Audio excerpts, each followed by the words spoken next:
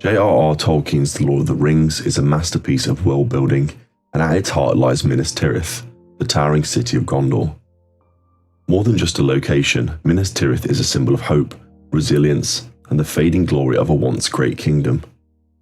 This deep dive explores the details of its architecture, history, culture, and the strategic importance within the epic narrative. Understanding Minas Tirith is crucial to understanding the core themes of the story itself. Greetings all, I am your guide, the Archivist. Today I'll look at Minas Tirith, its origins, its influences on the events of Middle-earth and its final fate. Before we begin, please remember to like the like and subscribe waystones down below, so that more people can learn from the archives. Minas Tirith, meaning the Tower of God, is a city built upon 7 levels, each encircled by a massive white wall built on the same stone as Orthanc.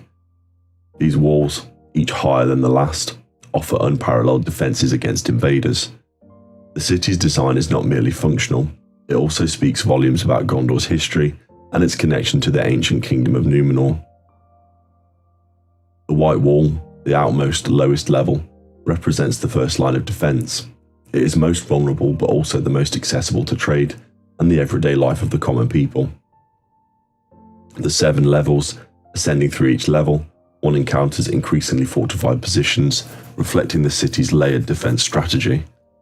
Each level houses different functions, from stables and armories to living quarters and council halls.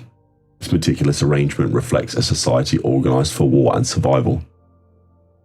The Citadel, at the very summit lies the Citadel, a seat of power for the stewards of Gondor and eventually King Aragorn. The Citadel houses the White Tower of Ecthelion, from which the banner of the White Tree of Gondor flies. Its presence is a constant reminder of the city's lineage and its intended role as the centre of a restored kingdom. The Great Gate, the formidable gates of Minas Tirith, are a symbol of the city's strength and resilience. Constructed of steel-reinforced white stone, it is practically impenetrable.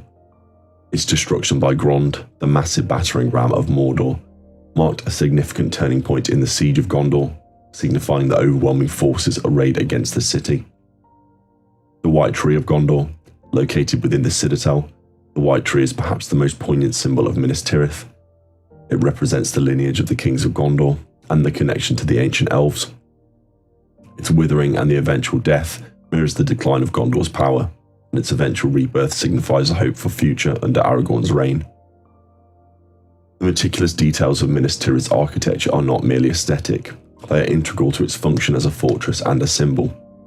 The ascending levels, the materials used for construction, and the placement of key landmarks all contribute to the city's overall impression of impregnability and historical gravitas. Minas Tirith was not always known by that name. Originally it was called Minas Arnor, the Tower of the Setting Sun, and it was built to guard Gondor from the evils of Mordor. Coexisting with its sister city Minas Ithil, the Tower of the Rising Moon, these two fortresses stood as beacons of strength and vigilance. However, when Minas Ithil fell to the Nazgul and became Minas Morgul, the Tower of Dark Sorcery, Minas Arnor was renamed Minas Tirith, the Tower of God, to reflect its new singular role as the primary defence against Mordor. The city's history is one of both glory and decline. It witnessed the height of Gondor's power, serving as the capital and a centre of culture and knowledge. But it also endured centuries of war, plague and internal strife, leading to a gradual erosion of its strength. The line of kings failed, replaced by stewards who ruled in their stead, a constant reminder of Gondor's diminished status.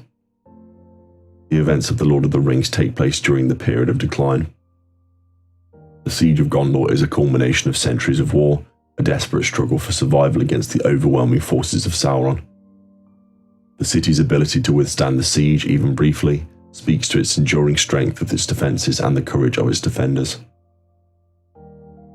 The inhabitants of Minas Tirith are primarily descendants of the Númenóreans, the men of the West who once lived on the island of Númenor. They are generally taller and more long-lived than other men. They possess a strong sense of duty, honour, and loyalty to their kingdom. The stewards of Gondor, who ruled in the absence of the king, were figures of great responsibility and authority. Denethor, the last steward before Aragorn's return, is a complex and tragic figure. Consumed by despair and driven by madness from the Palantir, he ultimately failed to see the hope that remained, choosing self-destruction over surrender. The soldiers of Gondor, clad in silver mail and bearing the emblem of the White Tree, are the city's first line of defence. They are brave and disciplined, willing to fight to the death to protect their homes and their people. Figures like Beregond, a guard of the citadel, exemplify the courage and loyalty of the common soldiers. The details of the city's social structure, from the ruling stewards to everyday citizens, reflects a society deeply rooted in tradition and duty. The echoes of Numenor are still visible in their customs, their language, and their unwavering belief in the importance of defending the West against the shadow of Mordor. Minas Tirith's strategic importance cannot be overstated. It stands as the last major bastion of defence between Mordor and the rest of Gondor, Rohan and the Free Peoples of Middle-earth. If Minas Tirith was to fall, the way would be open for Sauron to conquer the rest of Middle-earth unopposed. The siege of Gondor is a pivotal moment in The Lord of the Rings. Sauron throws the full weight of his armies against the city, hoping to crush it and break the spirit of resistance. The defence of Minas Tirith is a desperate gamble, a last stand against overwhelming odds. The arrival of the Rohirrim, led by King Theoden, is a crucial turning point in the battle. Their charge breaks the siege lines and gives the defenders of Minas Tirith a much-needed respite. However, the battle remains a close-fought affair, and the fate of Middle-earth hangs in the balance. Ultimately, the courage of the defenders of Minas Tirith, combined with the actions of Frodo and Sam in Mordor, lead to Sauron's downfall. The destruction of the One Ring weakens Sauron's armies, and the forces of Gondor and Rohan are able to drive them back. The end of The Lord of the Rings sees the restoration of the Kingdom of Gondor under the rule of King Aragorn. His coronation at Minas Tirith marks a new era of peace and prosperity for the city and the surrounding lands. The White Tree blooms anew, symbolising the rebirth and hope and restoration of Gondor's former glory. Minas Tirith, once a symbol of fading glory, is transformed into a beacon of hope for the future. It stands as a testament to the resilience of the human spirit and the enduring power of good in the face of evil. The details of its rebuilding and restoration under Aragorn's rule are not explicitly stated in the books, but one can imagine a renewed sense of focus on culture, learning and diplomacy, alongside the continued importance of defence.